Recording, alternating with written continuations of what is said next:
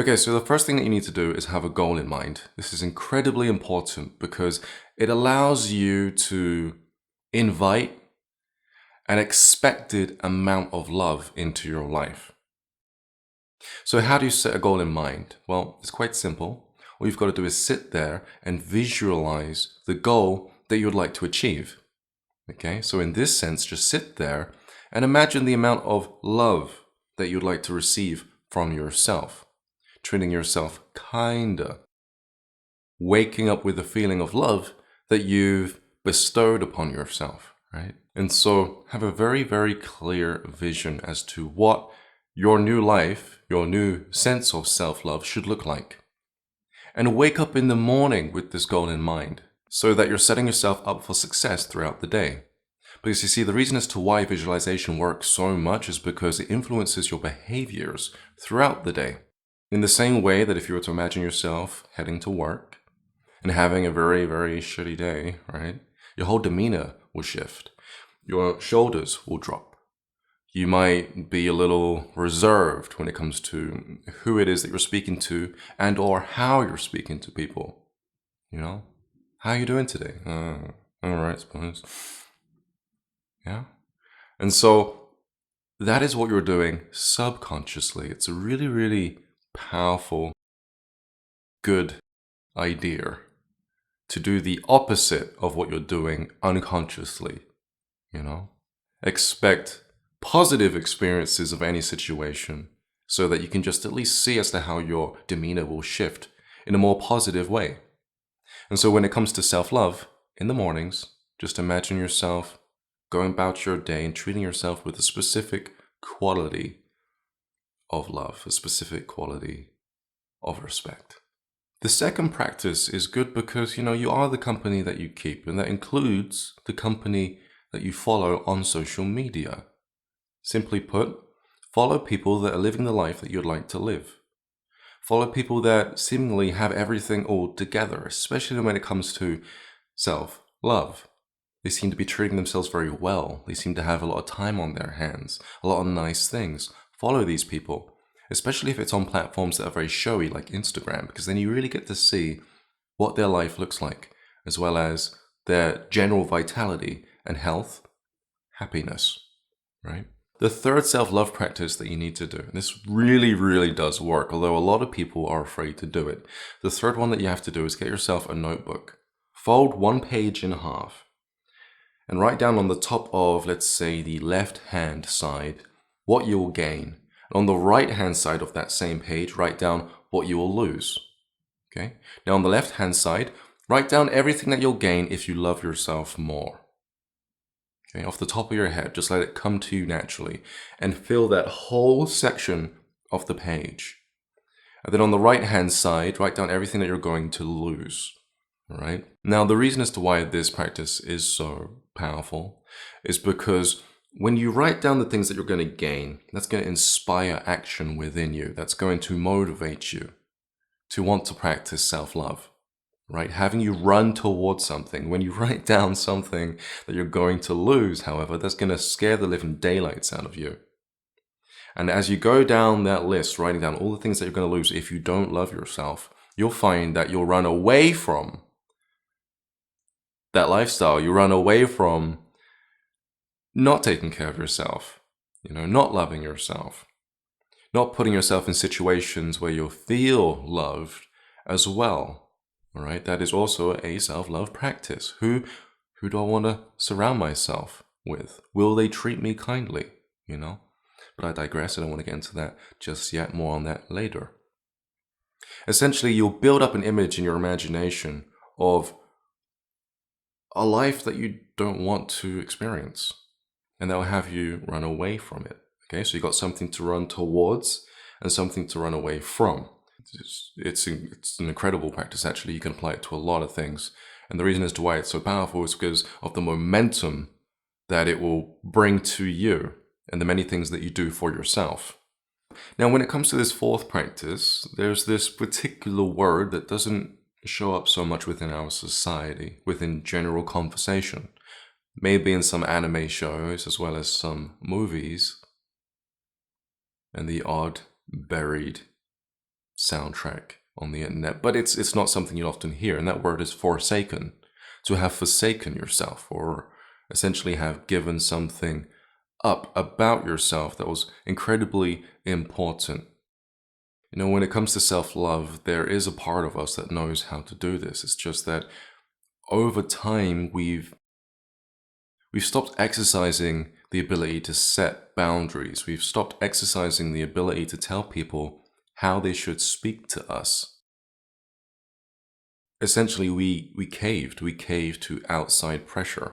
We caved to people bullying us no matter what we say. We caved to people ignoring us and strong-arming us into speaking or physically showing up in a particular way. Essentially, we caved, and we had forsaken this innate built-in function to protect ourselves. This next exercise has you reconnect to that part of yourself that knew how to love yourself all along, that part of you that slowly slipped away.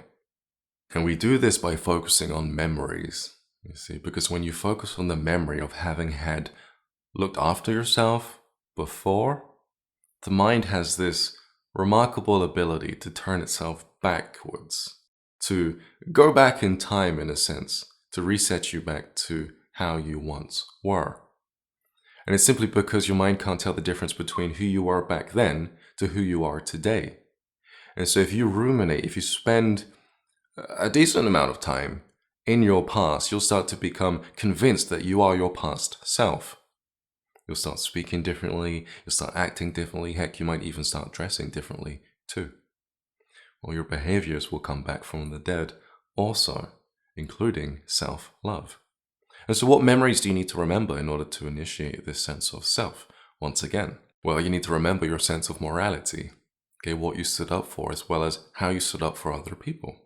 And so if you just lie there and you allow your mind to throw up, to present to you memories, even if it's for a moment, of a time when you had strong morals, or when you stood up for someone, which is a sense of your morality. Just pay attention to that memory over and over and over again, all the while allowing yourself to remain open to other memories. Eventually, you'll start to feel like yourself, and you'll know when it's working because you'll feel like yourself predominantly here first. Then it'll start to grow, eventually being all that you're feeling. The second thing that you can remember is a time back when you were okay doing nothing. A time back when being outside and just playing with sticks and dirt was your idea of a good time. And the reason for this is because we've gradually gone into a state of being where all we're doing is something. And usually that thing that we're doing is stressing us out, whether it be watching Netflix shows, drama shows, and or obsessing or going to work, right? The things we pay attention to clutter the mind as well as our soul. They make us feel emotionally overwhelmed, and that can lead to stress, over time leading to chronic illness. Gray hair, lines on your face, it's not a good time. Essentially, you lose the ability to take care of yourself because you're so focused on the things outside of you. 9 times out of 10, the things that are outside of your control. And so, when it comes to getting back to a sense of self-love, just chilling out and doing nothing, and being okay with that, remembering as to why that was okay. It's fun to be outside in the sun, to explore things in the dirt that are, new. I'm pretty sure you can find brand new things that you've never seen before outside if you just look hard enough. Paul Stamets found mushrooms, completely changed the world when it came to the health industry. Mainly because all he did was look down. His story was a little bit more upsetting though. He had crippling social anxiety, and so rather than looking at people in the eye, he just looked down at the ground and eureka, mushroom, get back to doing nothing. It's therapeutic. And again, the way back is to remember a time back when you did that on a regular basis. And eventually you will notice that you'll start to do gradually less and less things throughout the day. When it comes to the amount of time that you spend looking at your memories, spend about 20 minutes minimum, all right?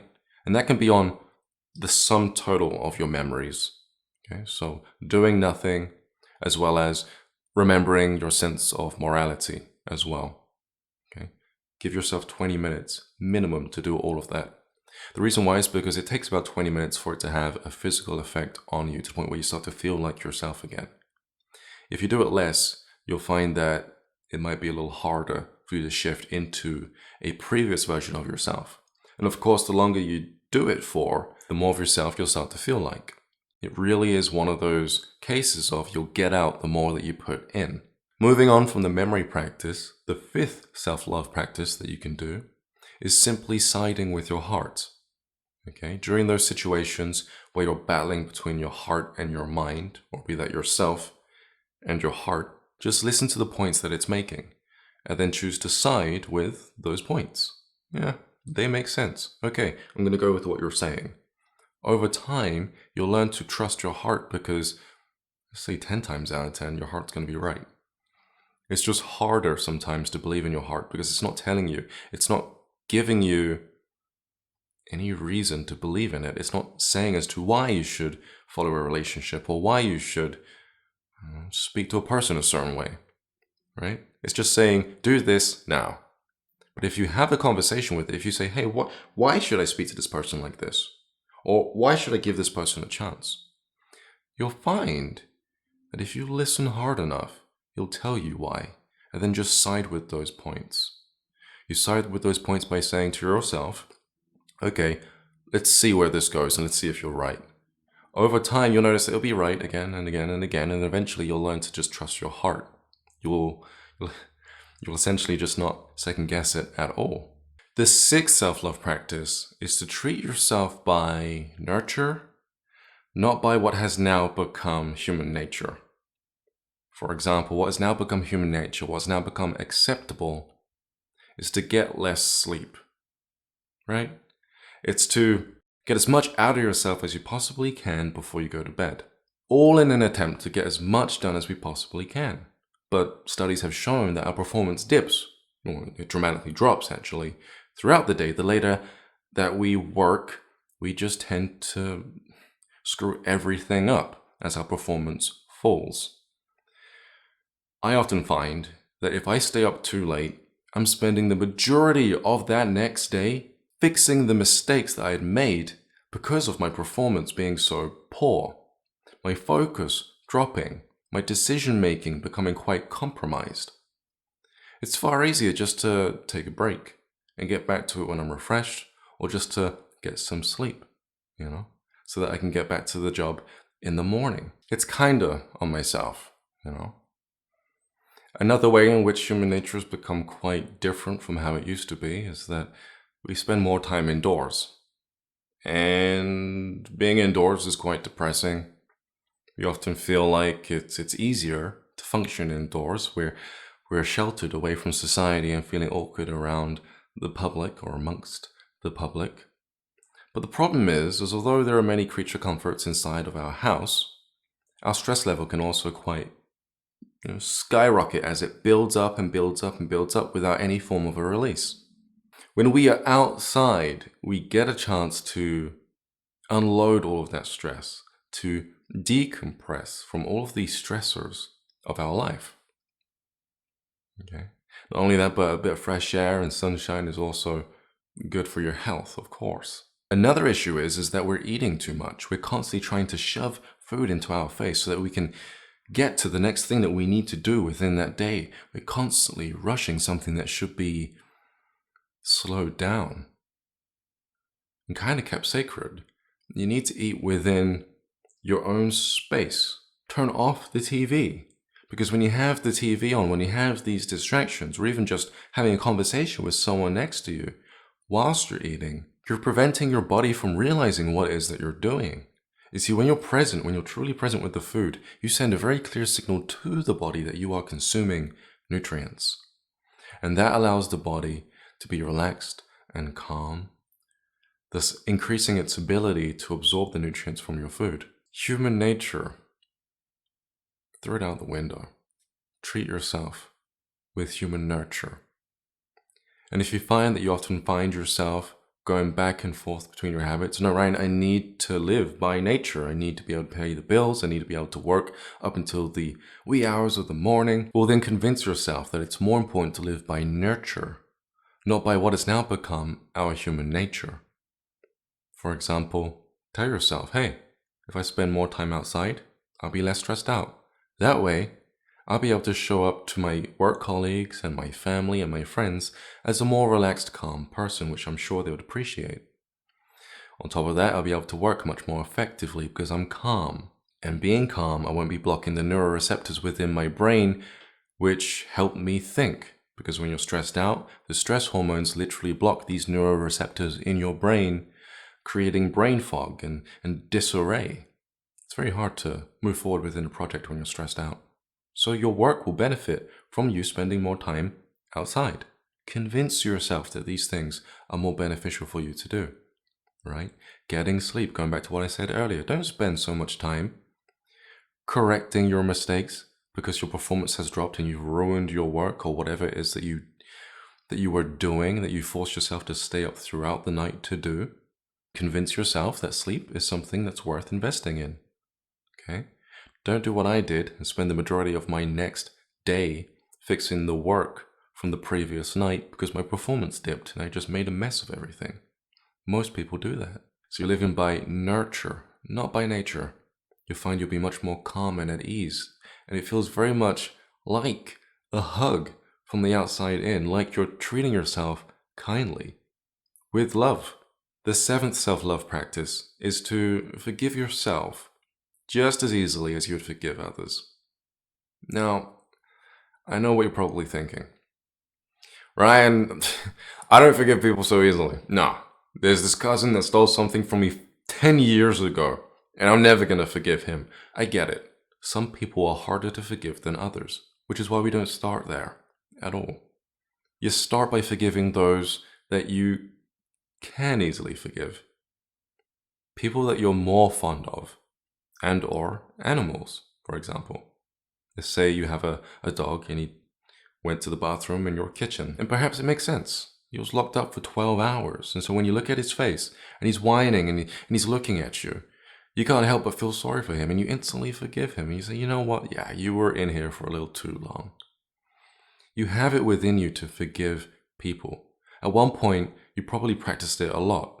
But usually, we lose the ability to forgive others as we're treated more and more poorly as time goes on.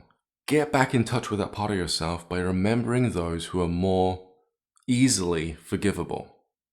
You'll find that as you start to go through your memories, that you'll start to feel like, yeah, I can forgive that person. Actually, I can forgive this other individual. And that's because the more you remember this innate part of your humanity, the more you'll start to feel it, the more it will grow. And over time, you'll start to be able to identify with the feeling of forgiveness. You'll be able to say to yourself and others that, yeah, I am the type of person that can forgive quite easily. And then turn it all the way back on yourself. Think about all the things that you struggle to forgive yourself over. And then think, maybe I was just too young. Maybe I didn't know any better. And really start to exercise that train of thought. You'll find you'll be much more forgiving. I just realized that I'd shot at least 6 of these self-love practices whilst the camera had stopped recording. And so it's been on for way too long of a time. It could very well shut down at any moment. And so if for some reason I change into a different set of clothes or the sun has shifted, it's because I decided to continue this video on another day. I figured I'd just say that just in case you get a little confused. They were so good too. The 8th self-love practice is to be mindful of any outside pressures, okay? Essentially, you don't want to be giving up your time and or energy towards things that you just don't feel like doing.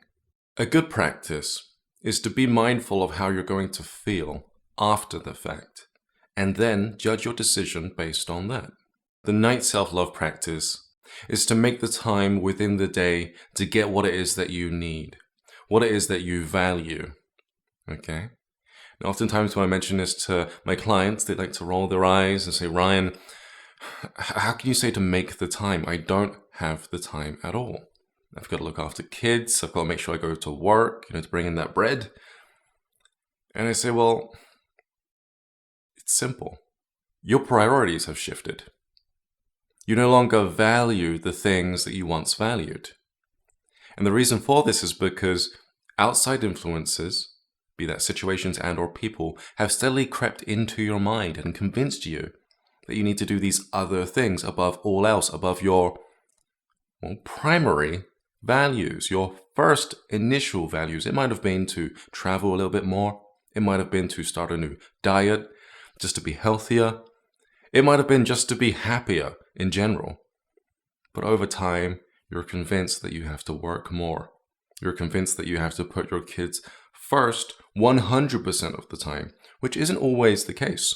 You see, you've got to put yourself first. You've got to make sure that you've rested, that you've eaten, and that you're generally feeling happy so that you're ready to go in the morning so that you can look after your kids, right? First and foremost, you are very, very important. And so we need to start inviting some space, some more room into your life so that you can start acting on the things that you wanted originally before these other responsibilities crept in. So how do you do that? Well, you need to basically do what happened to you unconsciously without your knowing so, but consciously.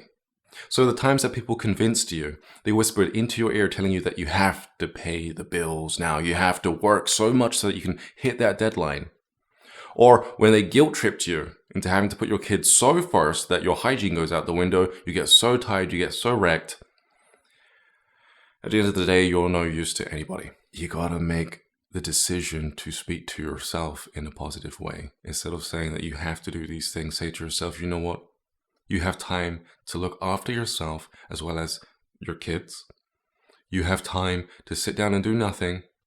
And then you can go to work. Okay? There's enough room within the day for you and everyone else around you that relies on you. This includes family and friends and partners. Okay? When you start to build up that self-esteem through the affirmations that you're saying, the affirming the information to yourself, you'll feel as if you can do these things. You'll feel as if, yeah, you know what, I do have extra time. And then you'll notice that you'll wake up earlier. Because unconsciously, you're changing your habits and your behaviors to allow this room into your life, this space.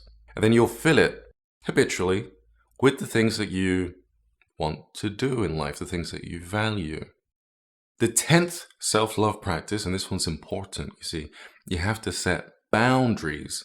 Now, this doesn't mean that you cut people out of your life. This simply means that you have to gain the confidence to be able to communicate what it is that you're okay with and what it is that you're not okay with. Don't talk to me that way. It's not very nice. I don't feel good. If you keep this up, I'm going to have to distance myself from you, right? You have to get comfortable with communicating how you'd like to be treated by other people if they are crossing a line. Now, most of the time, the reason as to why we're not comfortable doing this in the first place is because we're afraid of conflict. We're afraid of the initial response that we're going to be receiving from these individuals, and so we tend to shrink, keep our mouth shut, and just not say anything at all. Allowing these individuals to trample all over us, all over our boundaries, making us feel like we're not in control of our lives, and making us feel like, well, we're not really looking out for ourselves at all. We're not really practicing self-love. Because if you loved yourself healthily, I'm not going to say more, because that just doesn't sound right. If you loved yourself healthily, then you wouldn't allow these people to do this to you in the first place. And I say healthily because our self-love level is based on the condition that we've been kind of pushed into by people. You might have practiced healthy self-love practices within the beginning of your life, but then over time, you tend to take a beating, and then you just get smaller and smaller and smaller. Your health level, in this sense, goes down. It's not like you don't love yourself. If you're watching this video, part of you still does very deeply care about your needs. Not only that, but you can measure the amount of love that you actually have for yourself by feeling the feelings that you're feeling when you feel hurt because someone crosses a boundary, or when someone speaks to you out of line, They deliberately hurt your feelings. That feeling of, I should have said something, that lump in your throat, that is an indicator that really you have a lot of self-love in you. You're just not practicing it. And so that energy is building up and it's causing blockages. If you had no love for yourself, you'll let it happen. You won't feel any need to make it stop. You'll probably be very, very complicit in the abuse that you're experiencing. So how do you get over the fear? The fear of their initial response when you set a boundary? Well, you might find that your imagination runs rampant whenever you think of saying something to this person, right? And that makes you cramp up, that makes you get anxious, that makes you get scared. If you're unlucky, then when you try to communicate your boundaries across to this individual, you might find that because you're anxious, it comes out more as a demand. Treat me like this, right? Like you're trying to not only take over the situation, but dominate the person. That's because you've been shifted into fight mode. You'll find that oftentimes if you're doing that, then you'll just elicit the same response out of them. They'll say, well, why should I treat you any different? No, I'm fine, thanks. I'm going to keep doing what I'm doing. I'm going to keep crossing this boundary. And that's because you haven't been calm. And so what I suggest is before you even approach this individual, imagine them within your mind being very, very calm, being very, very open and responsive to what you're saying. And keep doing this until you yourself feel calm in the moment. You'll notice then that when you go to communicate your boundaries, you'll be saying it from a very, very calm, harmonious place. And that will only further invite more harmony into the situation, allowing them to be more open to your perspective and even changing some of their behavior so that they're not crossing your boundaries anymore. You're going to have to imagine this again and again and again because you're competing with anxiety, and that anxiety, that fear, can be quite strong. So just take your time, mentally rehearse, and then practice speaking, communicating your boundaries from a very, very calm space. Okay, self-love practice number 11. Make sure to protect yourself from people. Now, what does this mean? It essentially means to distance yourself from people that you're not interested in. Now, this is very different from setting boundaries. When you set a boundary, you're setting it because you want these people to show up in your life. You don't want to cut them out straight away. But sometimes we have people that kind of tag along with our friends and they try to intrude our life. They basically introduce themselves to us. But if we're not feeling it, we don't have to accept their invitation. Now, this doesn't mean that you be rude, right? And you slap their hand away, anything like that. You can give them a chance if you want, but just know that that chance begins with you. If you're not open to it, you don't have to be open to it. Now, there are many ways to kind of block first contact, so to speak. What I like to do is I'll basically distance myself from the situation entirely, even down to my slightest of body movements, my visual cues. I'll essentially tilt my body away from the person and or the group of people they're associated with. I'll look down at whatever it is that I'm doing, if I'm looking after my daughter or if I'm on my phone. Sometimes I'm kneeling down for some reason. I'm not sure why. I guess I'm very interactive with the things that are on the floor. But I'll essentially just keep doing what it was that I was doing before this individual came into my peripheral, right? Every now and then I'll look over, I'll give them a glance, and I'll acknowledge their existence. It's polite. People want to feel included, right? And then I'll just get back to what it was that I was doing. So be mindful of who it is that's approaching you. Kind of look them up and down, if you will. Observe how they speak to other people so that you can gauge as to whether or not this person is a friendly, or if they're quite hostile to you and your own sense of well-being. And then base your decision off of that. If you'd like to allow this person a little bit of wiggle room into your life, into your existence. And again, if you hadn't initially set out to meet people, you don't have to. Self-love practice number 12 is to live intentionally. This basically means to set out within your mind how you're going to feel after doing every task within your day. Right, like this morning, I woke up and I thought to myself, I want to feel good this morning. And so I thought, okay, what things would do that? I vacuumed the floor and ate a sandwich. I also went outside, exposed myself to the sun and watered some plants. Okay? And before I did each of those tasks, I knew how it was going to make me feel. And so I lived intentionally this morning. Do the same thing and make it a habit, because you really need to be able to control how you feel throughout the day. If you drop the ball, if you let that stuff slide, you'll find that other people will be able to control how you feel throughout the day.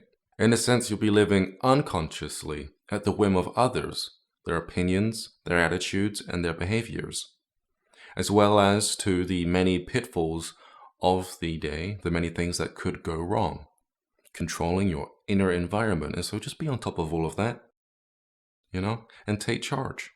Take charge of your feelings. Live intentionally. It takes some getting used to. You do have to make it a habit to remind yourself of the fact that you do have this capability, as well as getting into the habit of delightfully imagining things on purpose.